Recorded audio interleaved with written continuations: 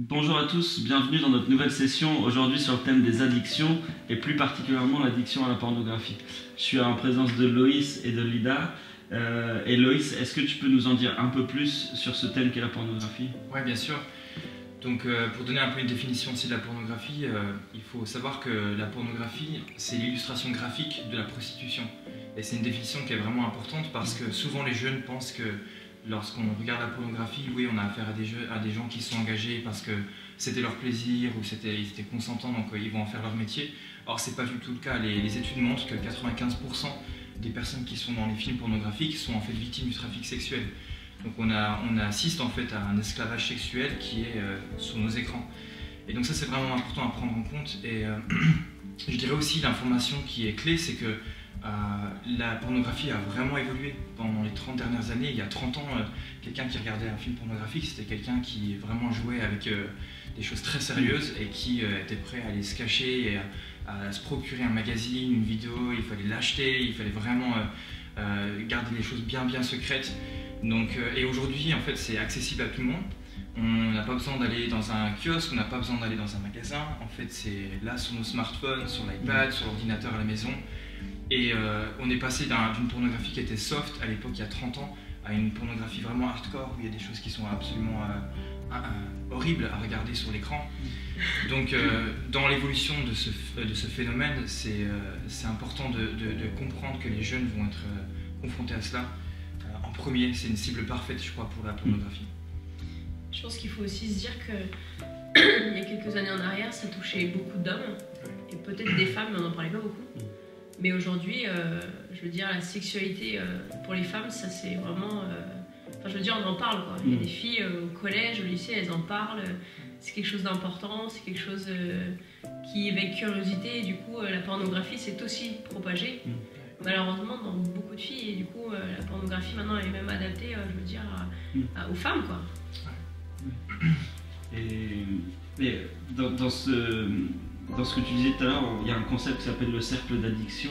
Ouais. Est-ce que tu peux nous en parler un peu plus, Loïs? Oui, bien sûr. Donc, dans cette session, on parle plus particulièrement de la pornographie au niveau de l'addiction, mais il y a plein d'autres addictions qui existent, comme l'alcool, ça peut être une addiction à la nourriture, aux jeux vidéo. Il y a vraiment différents types d'addictions, mais en tout cas, les spécialistes ont sorti un concept de cercle d'addiction qui nous permet, en tout cas, en tant que personne de l'extérieur, de comprendre comment une personne qui est en prise avec des choses se situe dans son addiction. Et souvent, en général, et vous pouvez vous référer à votre manuel de formation pour l'explication du schéma, mais il y a plusieurs étapes et souvent ça commence par une frustration. Le jeune qui commence à regarder de la pornographie, bien sûr ça peut être le résultat d'un éveil sexuel, de la puberté ou des choses comme ça, une curiosité, on va regarder un écran, mais des fois c'est malheureusement par inadvertance. Mais souvent, les spécialistes ont reconnu qu'il y avait une frustration, il y avait un état d'anxiété, il y avait un manque affectif, il y avait quelque chose qui a créé un vide dans la personne et qui l'a poussé en fait à se tourner vers un plaisir, une stimulation pour lui permettre de se sentir mieux. Donc il y a la frustration qui conduit à cela. Souvent la deuxième étape, c'est le fantasme. On commence à imaginer comment est-ce que ma vie pourrait être meilleure si je commence à regarder ça, si je commence à pratiquer cette chose, si je commence à me tourner vers tel plaisir. Donc ça, c'est l'étape du fantasme. Ensuite, on en vient à l'obsession. Ça commence vraiment à obséder nos pensées en disant « mais il faut que j'aille vers ce plaisir ». Et ensuite, on passe à l'acte. Une fois qu'on a eu un passage à l'acte, ce qui se passe, c'est qu'il y a un enchaînement d'étapes qui sont assez dramatiques. Souvent, c'est la perte de contrôle. On sait bien qu'une personne commence à cliquer, elle ne va pas le faire qu'une fois. Il y aura souvent une deuxième fois, une troisième fois.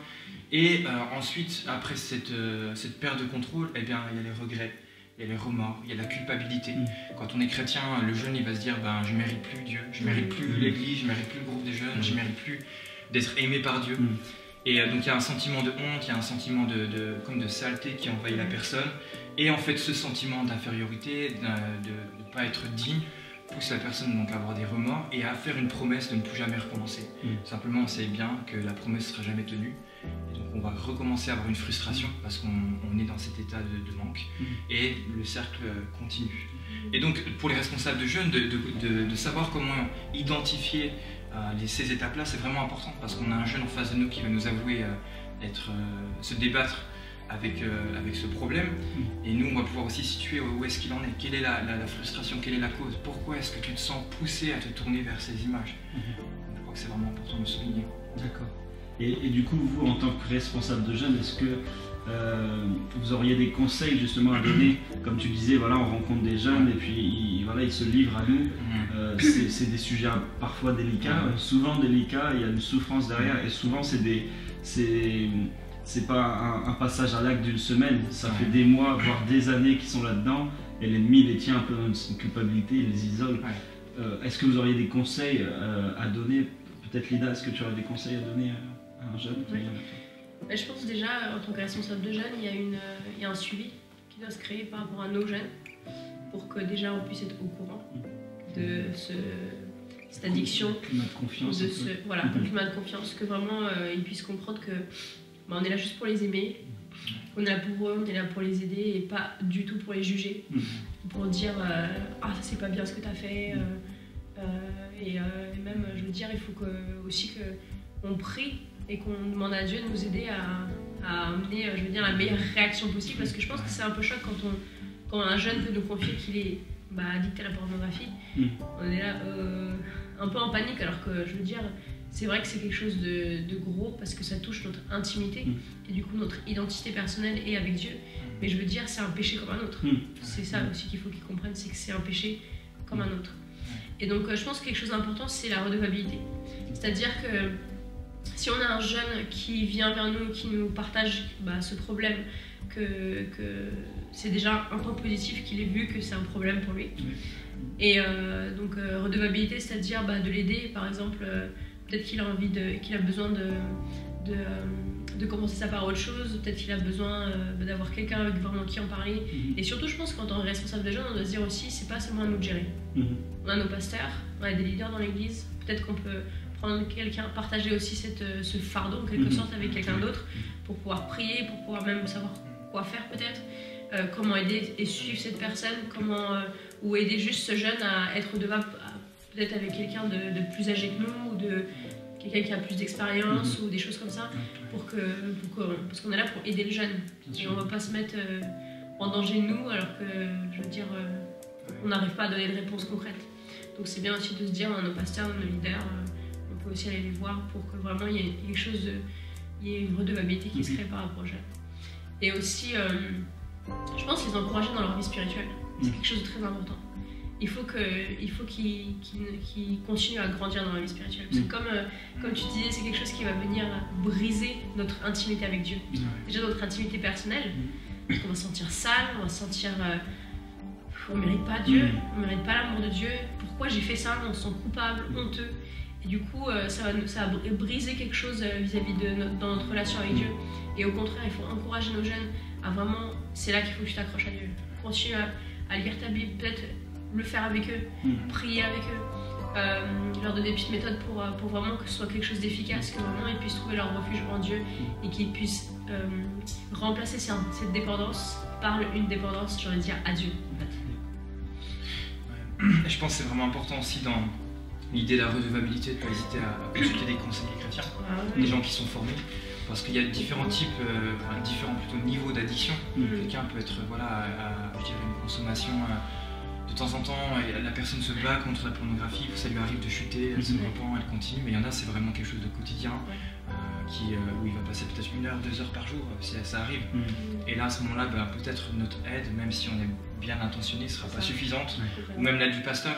Donc là, il y a des conseillers chrétiens qui sont formés, qui sont équipés pour pouvoir suivre et accompagner ces personnes. Donc je pense que c'est important de savoir quand référer.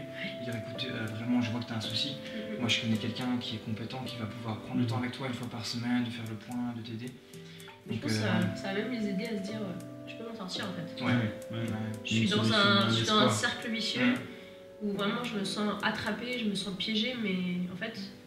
Tu me donnes, le responsable donne l'opportunité de me dire je suis pas perdue, je peux m'en sortir, il y a des réponses concrètes, il y a des personnes qui vont m'aider concrètement à sortir de là. Tout à fait. Et je pense aussi qu'il y a 3 autres conseils que j'aimerais mentionner par rapport à l'accompagnement des jeunes qui sont dans cette situation-là. c'est le fait de remplacer ce plaisir-là par un autre plaisir. Souvent, en fait, dans le milieu chrétien, on a un petit peu une idée faussée du plaisir. On se dit, ouais, bon, le plaisir, c'est bien, mais à petite dose, faut pas trop se faire plaisir. Mais je crois que la plus grande arme pour lutter contre un mauvais plaisir, c'est de le remplacer par un bon plaisir. Il y a tellement de bons plaisirs que Dieu donne à ses enfants, faire du sport, faire des bons jeux vidéo, sortir avec des amis, prendre un café avec quelqu'un, se faire un bon resto, quels que soient les plaisirs auxquels on a accès, ces plaisirs-là peuvent vraiment remplacer une pulsion qui est là et qui veut nous faire croire que tu vas vraiment être satisfait en touchant à cela, en cliquant à ce bouton. Et je pense que le jeune qui est confronté à une tentation qui est pressante, on peut aussi dire, écoute, comment est-ce que tu passes ton temps libre? C'est sûr que si le jeune il passe son temps libre devant l'ordi, il s'expose à des tentations qui sont énormes. Mais là, on peut l'encourager, écoute, passe du temps avec tes amis. Si tu te sens que tu vas être vraiment dans une position de vulnérabilité, va courir, va faire du foot, dépense-toi, sors un coup. Et n'hésite pas à vraiment sortir de ton isolement pour pas être face à ça. Et je crois vraiment que Paul il dit que tout ce qui est bon, honorable, pur, vertueux, digne de louange, ce qui mérite l'approbation, fasse l'objet de vos pensées. Il dit pas tout ce qui est spirituel, il dit qu'il y a des bonnes choses qui sont vraiment vertueuses, qui sont vraiment pures et qui font l'approbation de Dieu. Et ces choses-là, on peut les pratiquer pour surmonter le mal. Comme aussi il le dit, ne vous laissez pas vaincre par le mal, mais surmonter le mal par le bien. Et je crois que voilà, cette idée est clé de remplacer le plaisir mauvais par un bon plaisir. Je pense aussi l'idée d'avoir une bonne compréhension, une bonne assurance dans son identité d'enfant de Dieu est important. Comme je l'ai mentionné dans le cercle d'addiction, il y a un moment donné où la personne a tellement de remords, se sent tellement salie qu'elle croit qu'elle n'est plus enfant de Dieu. Ouais. Et dans cet état-là, elle est vraiment vulnérable parce que le diable sait son identité est faussée, donc forcément elle est plus à même de combattre le péché et donc elle retombe et c'est un cercle qui est sans fin. Et je pense de conduire la personne à lui dire, écoute, même si tu te bats avec ça, ça ne change rien le fait que tu es un enfant de Dieu, qui est aimé, qui est précieux aux yeux de Dieu. Et plus la personne est vraiment assurée dans cette identité, plus elle aura vraiment la confiance d'aller de l'avant et de continuer. Et troisièmement, je crois que vraiment ce qui est important, c'est aussi d'avoir le bon entourage. Parce que parfois, on peut avoir aussi des amis qui ont des blagues mauvaises, qui soient là, qui nous ramènent toujours à rappeler des choses sexuelles et vraiment d'avoir les bons amis autour de nous. Si on sait qu'on a des potes qui sont là à sans cesse nous envoyer des blagues vraiment impures, forcément le jeune va être toujours stimulé. Et vraiment d'encourager les jeunes, écoute, entoure-toi de gens qui sont purs, entoure-toi de gens qui vont t'encourager à vraiment poursuivre Dieu. Exactement. Donc je crois que ça c'est vraiment important. Et peut-être aussi de leur dire qu'il y a un espoir. Ouais. Il y a un espoir. Ouais. Il faut cultiver l'espoir. Il faut croire qu'il y a une sortie possible, que ce soit pour l'addiction à la pornographie, d'ailleurs même toutes les sortes d'addictions. On a un Dieu qui rend possible ce qui semble impossible aux yeux humains. Et c'est important, je pense, de toujours véhiculer cette pensée. Ouais, c'est vrai que souvent l'addict peut à un moment donné se sentir mais à quoi bon me battre parce que j'y arrive jamais. Il n'y a pas d'issue de secours. Et je pense que c'est important de lui dire écoute, tu vas y arriver, même si ça prend plusieurs mois, même si ça prend un an. Et aussi de préciser qu'on croit vraiment que le Saint-Esprit peut agir et qu'il y a aussi une notion de délivrance, et une notion où Dieu intervient et Dieu peut servir de nous dans une prière, Dieu peut amener à vraiment briser des choses, et c'est tout à fait possible, on y croit. Mais dans le processus d'addiction, les personnes qui ont fait des recherches par rapport à ça ont aussi compris qu'il y a quelque chose d'assez compliqué qui se passe au niveau du cerveau et que vraiment c'est pas juste quelque chose de très simple qu'il faut aborder en disant écoute t'as un démon, on va prier pour toi pour que tu sois délivré quoi. Je pense qu'il faut prendre le problème dans toute sa complexité, dans son ensemble et aussi adresser ce problème d'addiction neurologique autant que le problème spirituel. Et une des choses aussi que je voulais souligner, c'est le fait que bien sûr dans ce chapitre on peut pas tout aborder sur la pornographie, mais je pense que c'est important pour le responsable de jeunes de savoir que si lui-même il est dans une position de faiblesse vis-à-vis de cela, c'est important que dès le début il se dise écoute, je te conseille vraiment d'aller parler au pasteur, je crois qu'il sera mieux équipé, sans dire aux jeunes écoutez moi je suis à fond dedans, mais de dire vraiment voilà j'ai aussi de reconnaître moi aussi j'ai cette faiblesse, ça ne veut pas dire que je suis disqualifié, mais ça veut dire en tout cas je dois être transparent. Et en tout cas on encourage vraiment les responsables de jeunes, si vous vous battez avec ça, c'est important que vous trouviez quelqu'un de confiance avec qui vous pouvez en parler parce que Dieu ne veut pas vous mettre sur la touche, mais on sait qu'être dans la lumière, c'est notre plus grande protection. En tout cas, Merci beaucoup, Loïs, Lida. Et puis voilà, vous avez sur le site internet le document PDF, c'est votre livret. Vous avez également un petit questionnaire à remplir en ligne à la suite de cette vidéo qui sera envoyé à votre mentor afin d'effectuer un suivi régulier. N'hésitez pas à rencontrer votre mentor, parler avec lui, surtout sur ce genre de sujet. Et puis je vous donne rendez-vous à la prochaine session qui sera sur le thème l'enseignement, quand, comment et pourquoi.